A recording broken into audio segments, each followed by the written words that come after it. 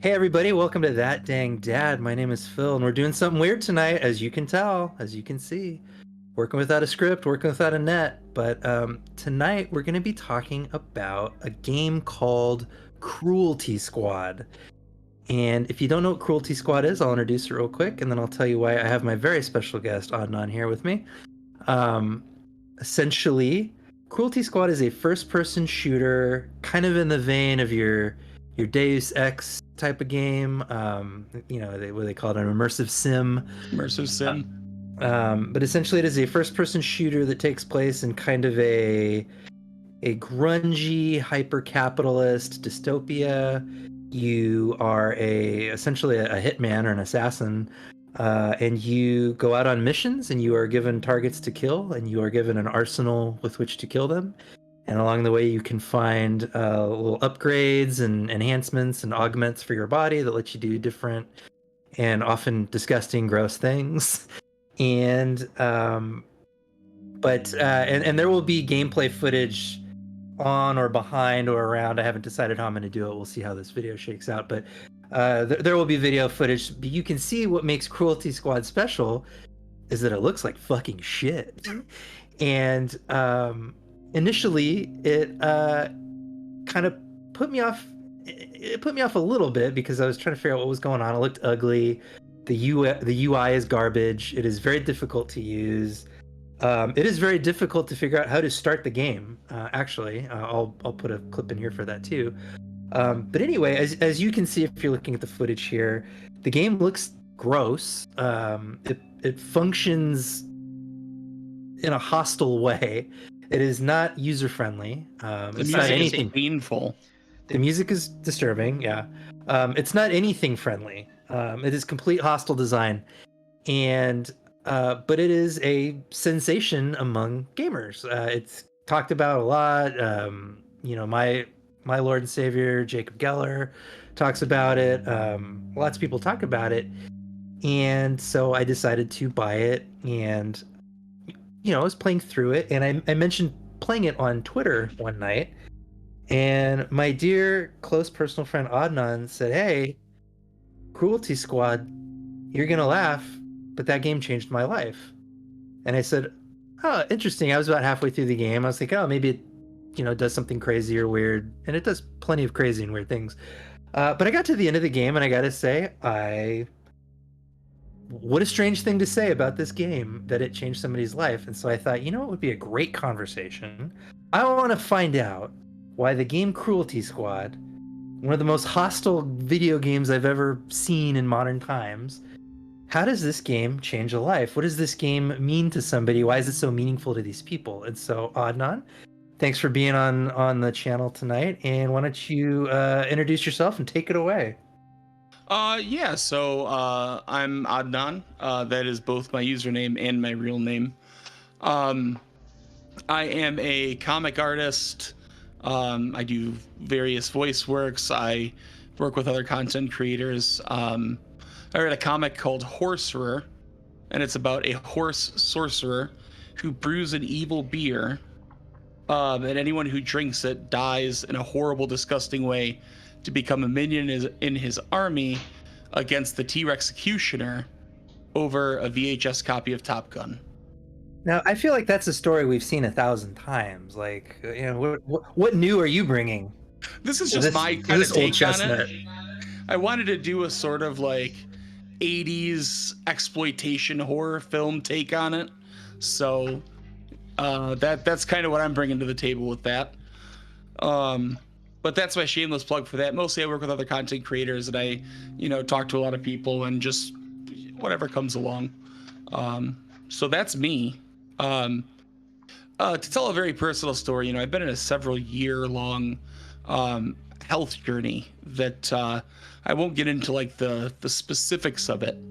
But I've recently, and around the time that I played Cruelty Squad, so a little bit of background for that. I've, Jacob Geller, obviously, also Hard Hands, one of the greats.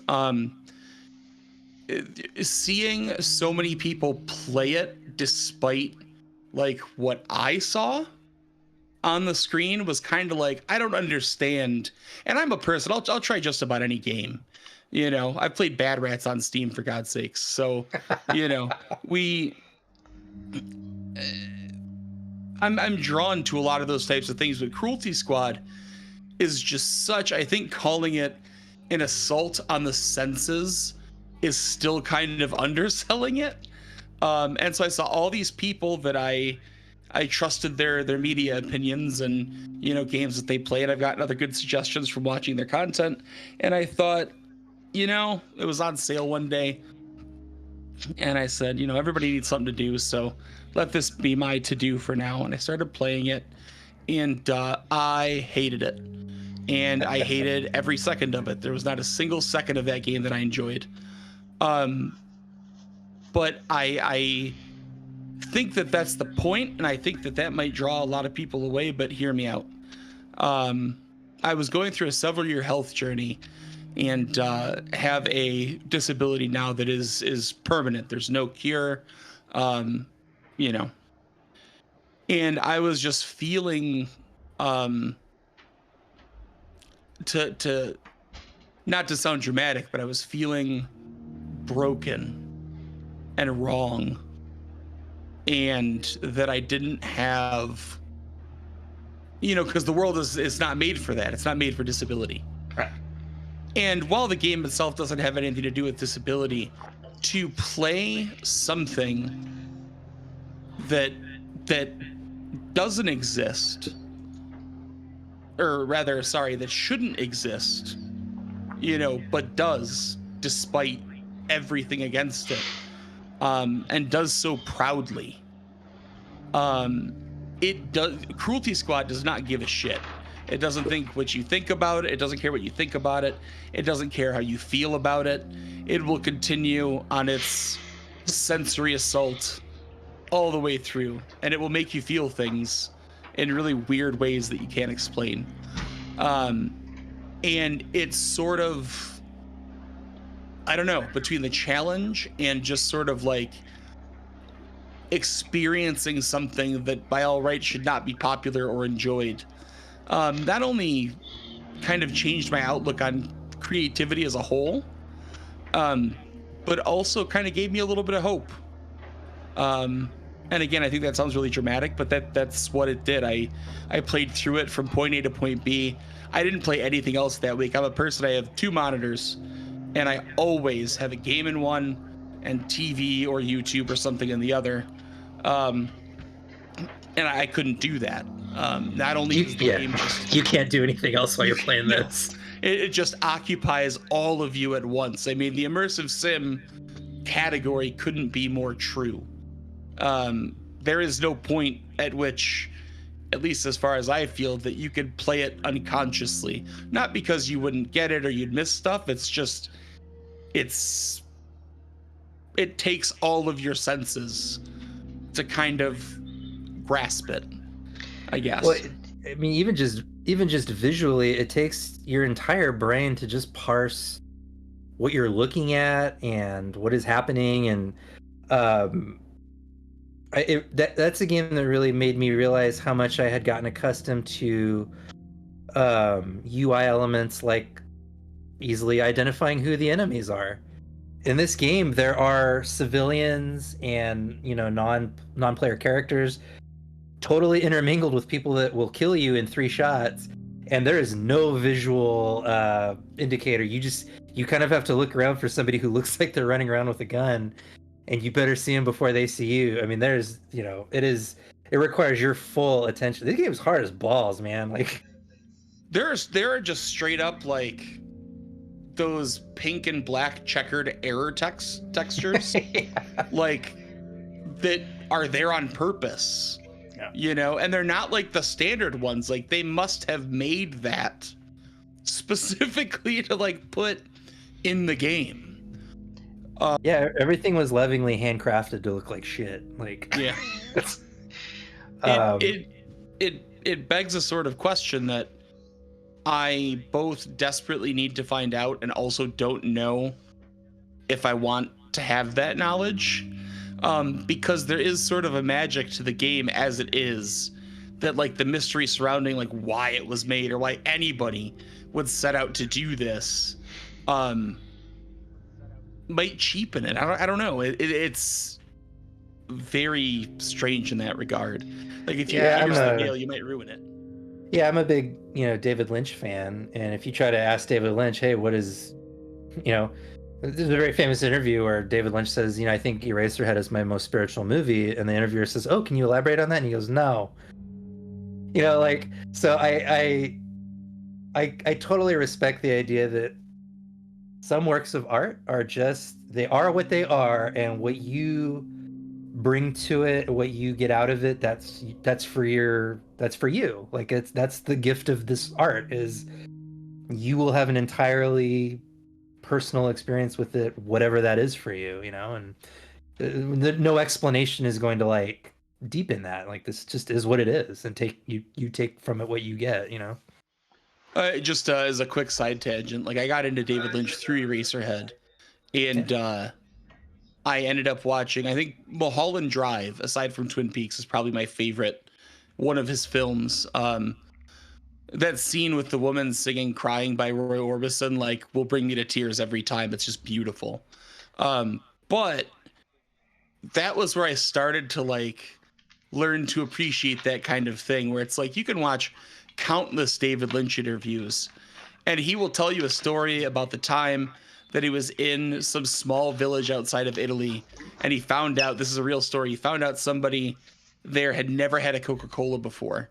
And so he like drove them to the mainland, or like to the main city, to buy them a Coca-Cola, and they hated it.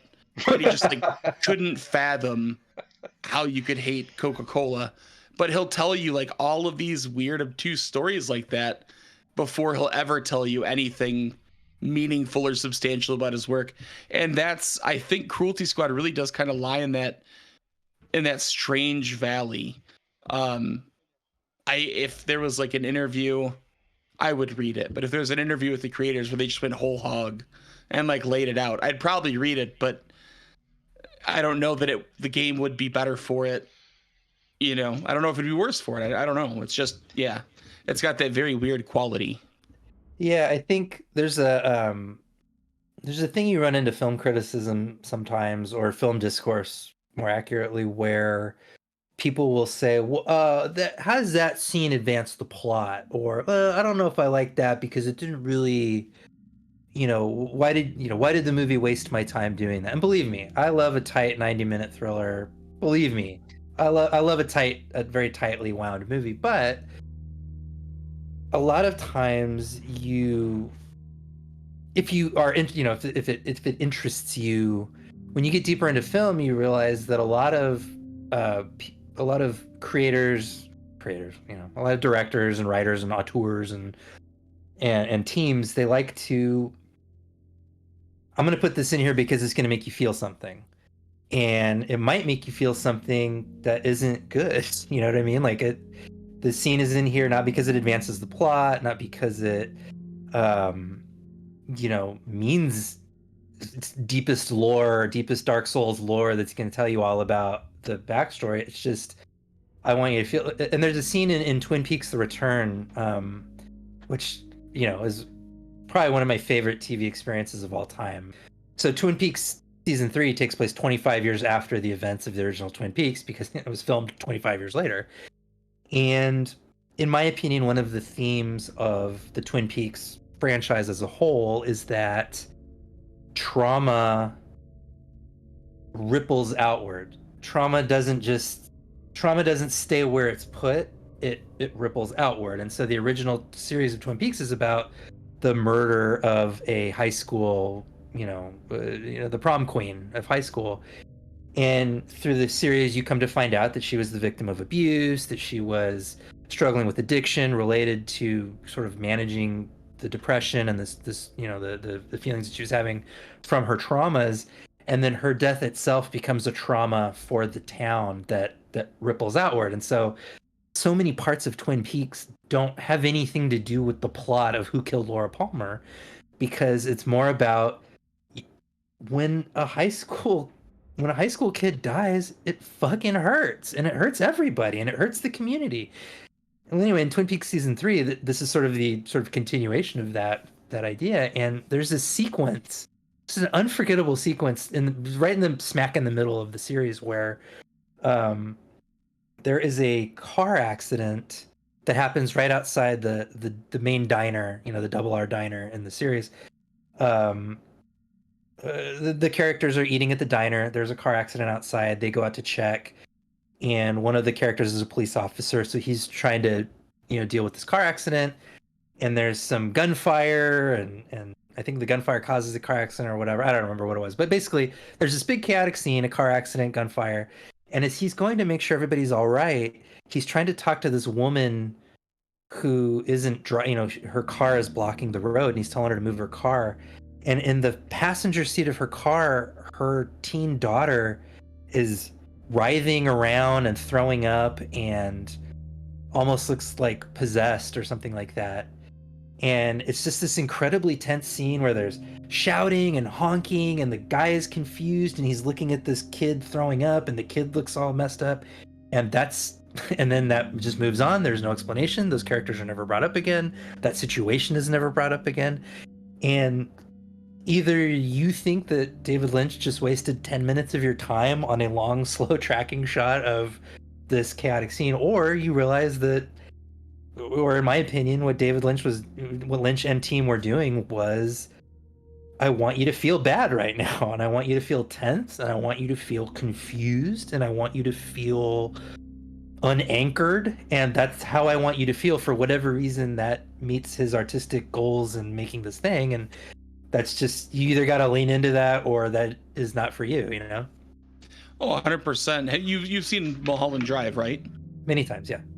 Okay, so there's one complaint that I read about the movie all the time, is the scene with the guy talking to the cop in the diner. Oh, and yeah. He talks about how he can see the man behind the thing. And then he's like, we can go back there and look. And then, he sees the guy and he has the heart attack. And the one thing is everybody will like complain and be like, I don't understand what this has to do with the plot. And it doesn't. There's, at least not directly, but there's that chaos. There's that like entropic moment where your deepest, darkest fears, things that you dream about, things that haunt you constantly, are suddenly realized in front of you. Like, that's what that does. It's not about what it means. It's about conveying the emotion that this is a place where the worst things can happen. The deepest, darkest, most terrifying things in your mind just happen in broad daylight. And that's the other thing about that scene, is it happens during the day. It's not some under the cover of night. It's just regular, everyday, whatever. Yeah, but it's like I would say one of the scariest scenes put to film, and it takes place in daylight in a diner on a busy LA street, right? Like, yeah, that's what's genius about it. It is like nightmares that I've had, not that exact scenario, but I've had that nightmare. And so if you're doing Mulholland Drive, which I argue is a kind of a riff on the idea of Hollywood as the dream factory, this is the nightmare flip side to the dream factory of Hollywood, and so it doesn't matter that those two characters are never brought up again, because this is the setting of the film. Is this, there's dreams and there's nightmares, and there's probably a lot more nightmares than dreams, like. So one of the things I wanted to bring up with you about Cruelty Squad is, after I got out of law enforcement, I went into marketing and e-commerce and web design, and now software design and accessible design and things like that. So design is something that's very interesting to me, and it's a topic that I study, and I like to know what's going on in the design world and things like that. And so when I look at Cruelty Squad, it makes me think of a movement that is called anti-design, and it's got a long history. Familiar, yeah. Yeah, it's got a long history back to like even the '60s and stuff like that. It's kind of adjacent to and commingled with brutalism, but it's not quite the same thing. But long story short, designers in the 60s were getting sort of off-put by all these design principles were streamlining modern life. They were making everything convenient and comfortable and marketable. And these designers were miffed that all these corporations were basically using design, which, you know, I would argue is an art form. It's an artistic expression. They were using design to sell shit to people and make profit and sell people things they either didn't need or sell people things at a markup, you know, whatever it was. But so there was the sense in the 60s that design was being used for these hyper capitalistic purposes. And so many designers started to embrace what they would call anti-design, where they were going to intentionally break the rules of comfort, convenience, simplicity, and they were going to intentionally break all these rules. You know, some did it to just purely as a rebellion, some did it to not be marketable, some did it because they wanted you to engage with the world around you with more intentionality, things like that. So that has like kind of a storied history. And then you now see, I'm starting as a web designer and an app designer, I'm starting to see anti-design pop up a lot in websites and things like album covers, things like magazines, things like ads, digital ads, things like that. And can I share a screen on here? Share my screen.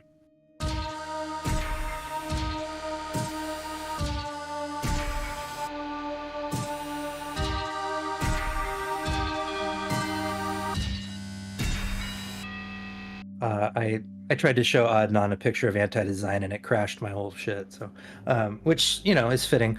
When I was looking at Cruelty Squad, this is the design aesthetic that I see, which is anti-design intentionally breaks rules, and particularly when it comes to software and web design and like experience design, these rules are there not just for tradition, but they're there because we know it makes things easier to use, right? Like my goal as a software designer is I want to reduce your cognitive load while you're doing the things that you need to do with whatever experience I'm having. Because if your cognitive load is high, if it takes your whole brain to do something, you're probably not gonna have a fun time. If it's a e-commerce website, you're probably not gonna buy products. If it's marketing material, you're not gonna read it. If it's educational material, you're not gonna learn from it. You know what I mean? Like, so whatever broader goal that I have, I want to design simplicity and a frictionless experience so that you can do the thing that you're there to do without getting bogged down in the UI and everything like that. And so for me, Cruelty Squad is intentionally increasing your cognitive load in such bold and, you know, just unprecedented ways. And I was wondering, like, for you as somebody who loves this game, like, what do you think about that? Like, knowing what you know about the game and sort of having your experience with it, like, what do you think about the intention of maxing your cognitive load? Like, I think that kind of goes back to the conversation we were having about like movies and like unnecessary scenes and things like that. I think that you get to a point where, and this is my totally non Stephanie Sterling educated take on this, but it really does feel like everything is so streamlined in gaming, and I love that. I do. Like, it's a good thing. But as things become more streamlined, because video games are a luxury item, so to speak, they're art, you know. Luxury item is the wrong word, but they're art. And so the experiences can be just about anything you want them to be. I think there's something to be said for having, you have like your standard horror games where they intentionally employ tactics to increase your, adrenaline or your anxiety or feelings of dread. I see, at least in this specific case, it's almost identical. It's just the delivery method is vastly different. You could play Resident Evil Village, and the second you step into the doll lady's area, and all your weapons are gone, and it just turns into a problem-solving puzzle thing, and then all of a sudden, I don't want to spoil it for anybody, but all of a sudden you're being chased by something. I don't find that drastically different than intentionally making the controls dog shit, or it's just they've taken it from the realm of what you see on the screen and they've made it a tactical sensation or a tactile sensation. So like, I don't know if we've said this yet, but in order to reload, you don't hit R. Use. You have to right click and then go like pachow, like you're, pulling the clip out and shoving it back in. Folks, it is so bad. If you have not played Cruelty Squad, the reloading sucks. It does. It sucks so hard. It makes it, but like the other side of that, is sort of like a hindrance and a boon, is it tends to make every single shot count, because you don't know when you're going to get in a situation where you kill like the intended target and all of a sudden a door opens up or you fall through the floor into some like, mob thing, and now you have an unloaded gun and they're all attacking you at once, making like the color scheme and everything like an assault on the senses. It's not that it's almost painful to look at, but what it does do is it forces you to have to adapt to an alien environment. If you play Call of Duty, your skill set is based on learning how to identify the targets as they run through the field, or like see, make out where somebody is hiding. When you take that away, you're forcing somebody to problem solve in a different way. In Cruelty Squad, if you bust into a room, the first thing you're doing, number one, you're gonna die. It's just gonna happen. Yeah. Any room you walk into for the first time, you're gonna die. But I think part of that is it trains you. So like when you play the first level, you start out on the street and you can walk into like this like mini shopping mall, I guess it basically would be, or an office building, and you quickly realize like how many civilians there are and that they're not going to attack you no matter what you do. But the second you turn the corner, there are a bunch of dudes with guns that just mow you down instantly. Between all the colors and everything, you now have to make out like not only the color palette, not only how the game presents everything, but also it instills in you or engenders this idea that not only are there hostile and non-hostile targets, but you also have to be able to identify a threat at a moment's notice. There's a level in Cruelty Squad, I think it's called like Apartment Assault, or yeah, it's one basically where you are being attacked in your apartment and you have to escape, and that level is super hard, by the way. I almost gave up. I was like, you know what, fuck this. Life is too short. And one of the reasons was I kept getting poisoned, and I was like, what the fuck is poisoning me? Because they have these creatures called flesh rats that are like 3 pixels long, and if you don't know that there's an enemy that's a teeny tiny worm on the floor, you won't see it. So I'm just standing in a hallway and I'm getting poisoned, and poison just, basically kills you. And I mean, just completely unhelpful. You know what I mean? Like, just totally hostile environment. Um, but yeah, like, and so then you have to learn to like scan the floor. You know, I mean, just a brutal. This is a brutal experience. I think for me, it's interesting. We haven't even really touched on the politics of the game yet. I mean, the game is, I think it's fair to say, pretty nakedly anti-capitalist. It, it would be hard. It would really shock me to find out that the people who created this game were like, "Yay, go get NFTs," you know.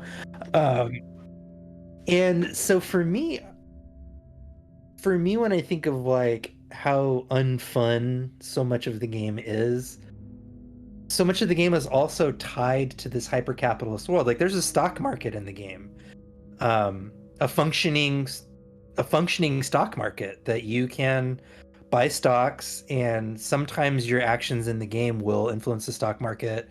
There's an organ market, so you can harvest organs from your fallen people. And Spleens are hot. Sell, sell, sell. oh yeah, for me, so much of the game is tied to the economics within the game that I think, if nothing else, it's a really effective. Like, I think when I was tweeting about the game, I called it a feels bad simulator. You know, and it's a game that feels bad. It feels sleazy. Like, when you come away from a play set, like you said, you got to take a break. When you come away from a play session, you feel bad. Like, I don't feel refreshed. You know what I mean? I'm not like, ooh, time to kick off my shoes and relax with a little Cruelty Squad.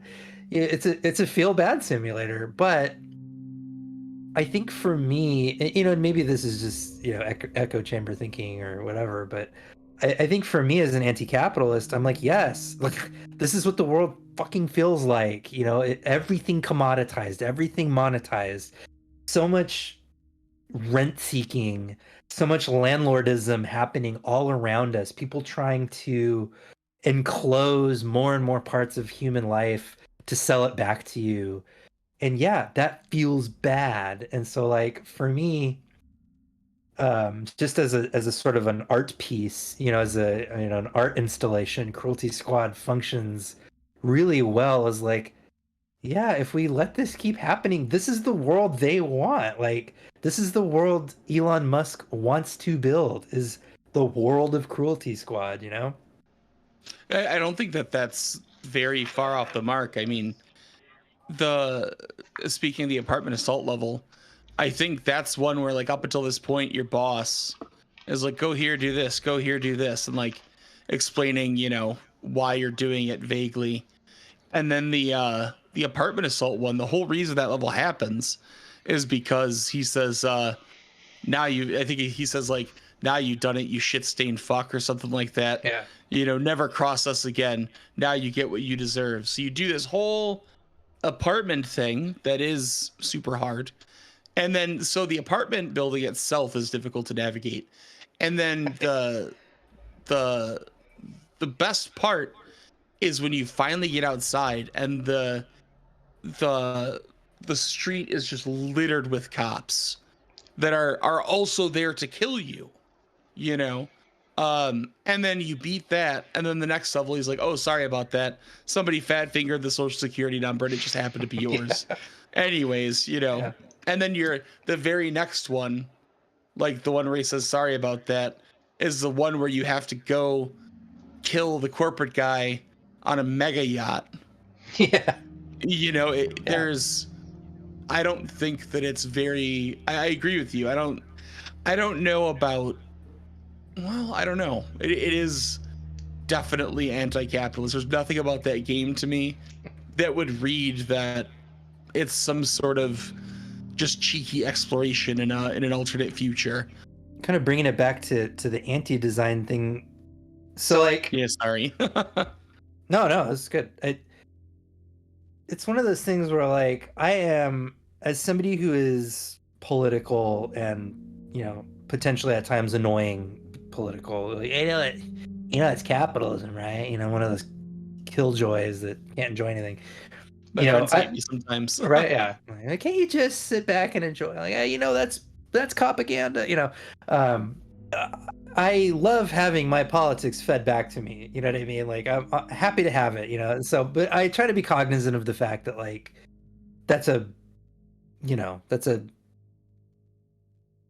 don't want to say deficiency on my part, but that is a part of my character that I have to be cognizant of. Is that I want you to feed my politics back to me, so I will intentionally hear or see or interpret things in ways that I find favorable to my my worldview. So if I was going to step outside of that with Cruelty Squad as a recommendation, or again, I like recommending it as an art installation because as we've discussed, the game is often not fun to play. It's fun to break. I'll put it that way. I enjoyed because the game hates you, so I enjoyed hating it back. And going like, I was gonna say that exact phrase. Yeah. Yeah. All right, There's so much motherfucker. pleasure. I found the jetpack, so now it's on. Like, so this, on a first go, you're like, this isn't fun. The music is terrible. The graphics are terrible. Nothing makes sense. It's hard. Yada yada yada. One of the things that as I was researching anti-design in preparation for this conversation, one of the things that came up in that conversation was how a lot of these designers were worried about frictionlessness. And like I said, when I design software for people, I want that software to be frictionless. I want it to be accessible. I want people to not have pain points. I want people to sail through things. And a lot of designers were suspicious of that because I think there is a danger in living your life without intentionality and living your life without being aware of things, like sleepwalking through life. And so I think if I was going to give an endorsement of Cruelty Squad that wasn't it's anti-capitalist, check that out. It is that this is a game that requires you to be present and in the moment. We discussed that you can't dual screen this game. This is a game that requires you to interact with it intentionally, and it's actually, if you think of it like that, I think it's genius because the AI in the game is not smart. The AI in the game, all it does is see you and shoot you. Yep, it sees you, shoots you, chases you, and then kind of goes into kind of an idle mode. They don't have any patterns. They don't take cover. They literally, their entire thing is they see you, shoot, and run. Yeah. Yeah. So like it's not that this game requires your whole brain because you got to be a tactical genius mastermind. You know what I mean? Like it's not that kind of whole brain, but it is a game that like you have to look at everything. You have to be here now and be living in this moment. And I think, apart from whether you enjoy or don't enjoy the game, I think that was really a powerful and an underrated part of the experience is that it forces you to be present. And I think a lot of games don't do that. A lot of games are, like we said, streamlined. They're especially games with microtransactions or games that they want you to get addicted to the loop, your Fortnites, your whatever's, they want you in the loop. They want you to stay in the loop because the longer you're in the loop, the better, better for your game, your transactions, whatever. I mean, this is a game that is forcing you out. There's no loop in this game. You have to doggedly be, you have to intend to be in this world. And I think that's really powerful. It's not something I see in a lot of games nowadays. As somebody with pretty severe ADHD, I can't describe enough how uncommon it is for me to experience something that I don't need to have multiple stimuli in conjunction with to enjoy it. I play MMOs, I play shooters, name it, I probably play it. And even though I thoroughly enjoy those things as well, there is a part of me that needs to also be engaged in other things. One game I'm not going to get too far into this, but one game that basically saved my life last year as I was going through my health stuff. I wasn't in any danger, but just like depression and all that stuff, was Power Wash Simulator, which is another incredibly unique experience because there's no bells and whistles. You make the dirt go away. That's it.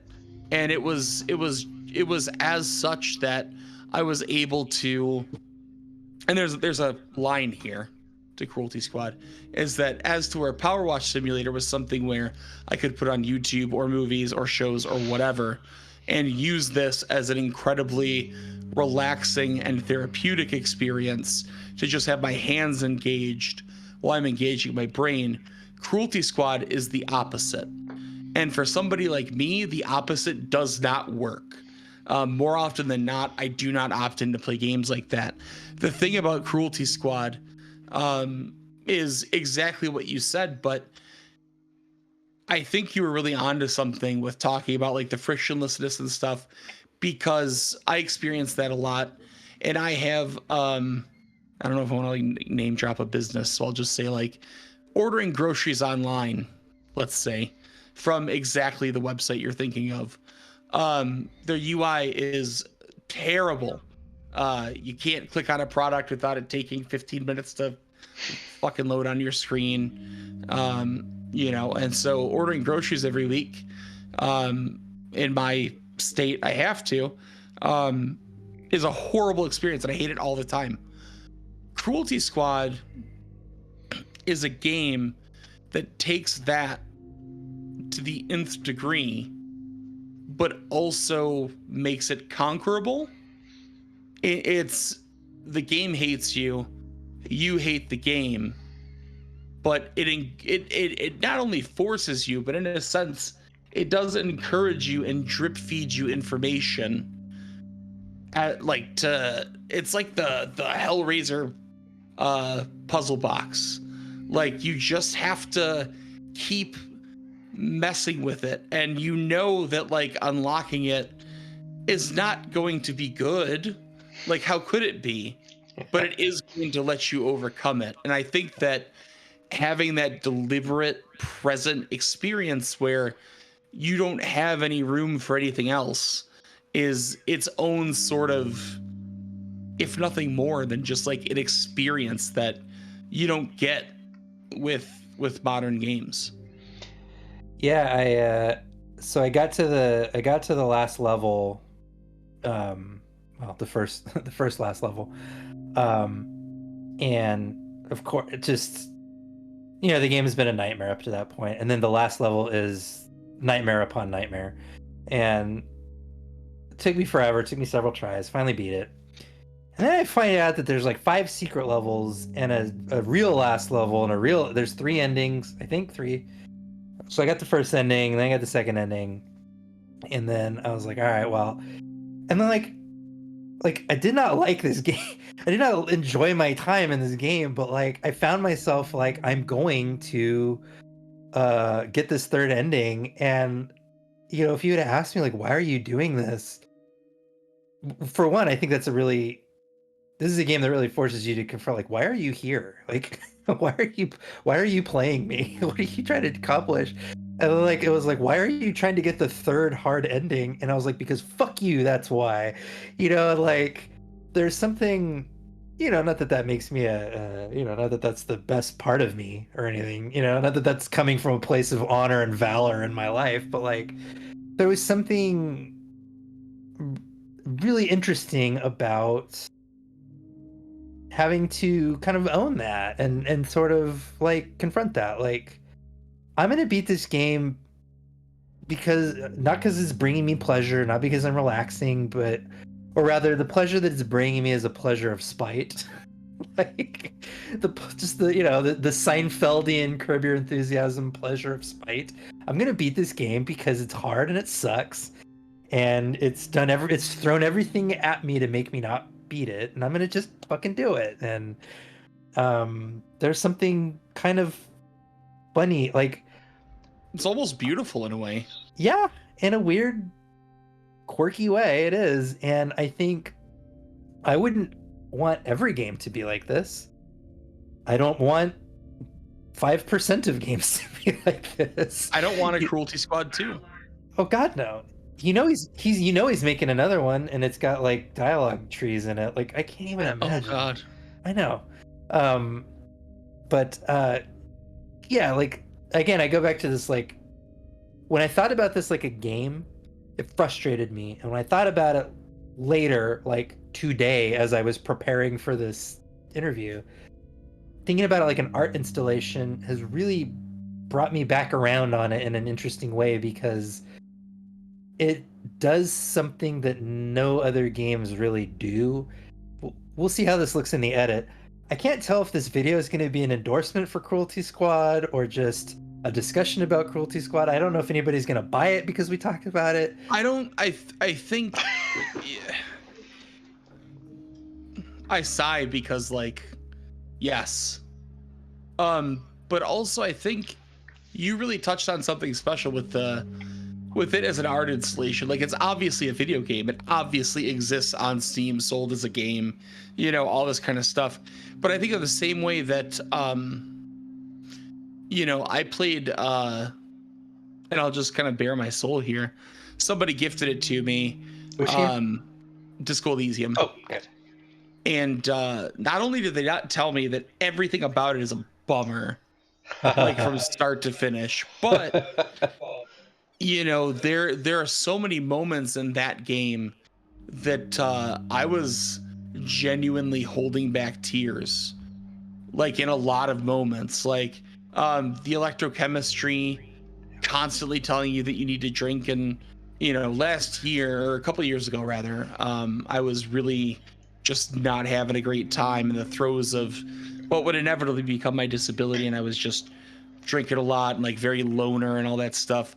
And it took a lot of those like beats and put them in ways that I could never describe to anybody. And even though things are better now, it really like touches you. I think Cruelty Squad is very similar in that regard, in that when you take it as an art installation, you don't take it as something to play and beat. You take it as like an experience. It sounds so like overblown and like masturbatory, but it really is, whether you love it or you hate it or something in between. Number one, there's not going to be anything like it that you'll ever play. And I think the matter of whether it's an endorsement or not an endorsement, I think is exactly the spirit of the game, is that I don't think you can tell. I streamed the whole game on Twitch, and I had people watching me, and like they were just watching me play it and watching me, I mean, not exaggerating, having mental breakdowns like in the middle of the levels where I'm like, I can't see what's happening. Why is this happening?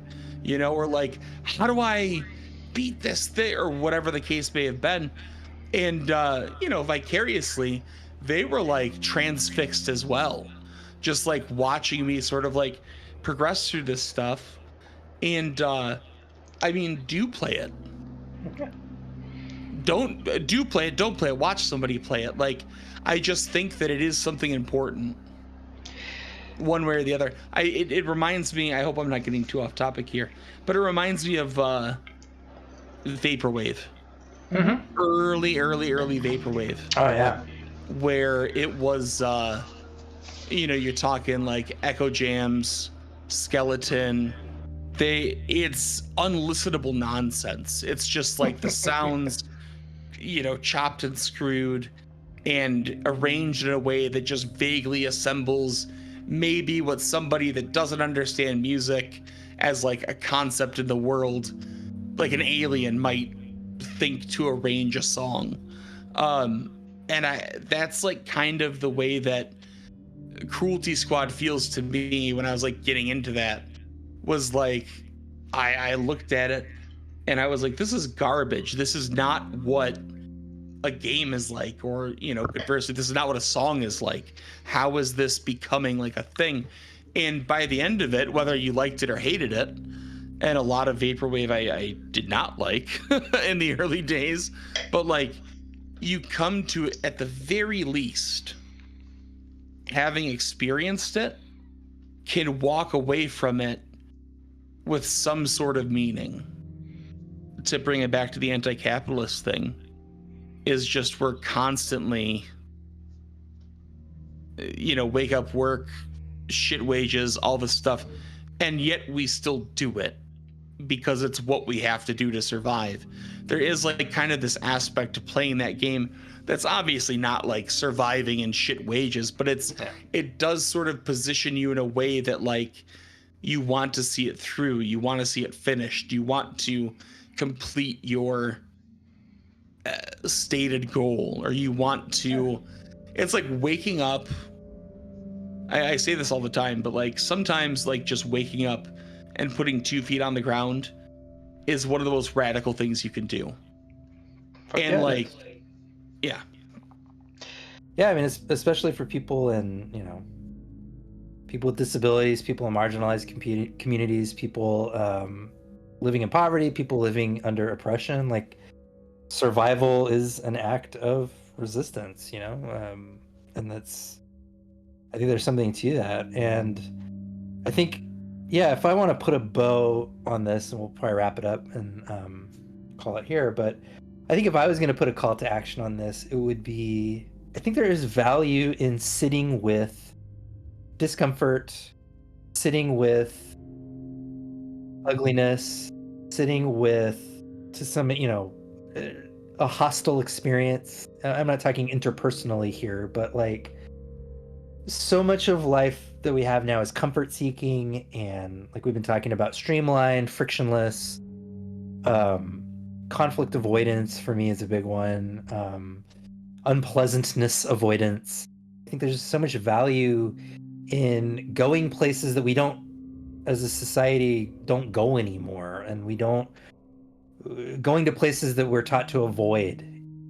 Again, within reason, be safe, that kind of thing. But I think there's value. See a movie that's weird and uneven and technically questionable, but has heart to it. Has a soul to it.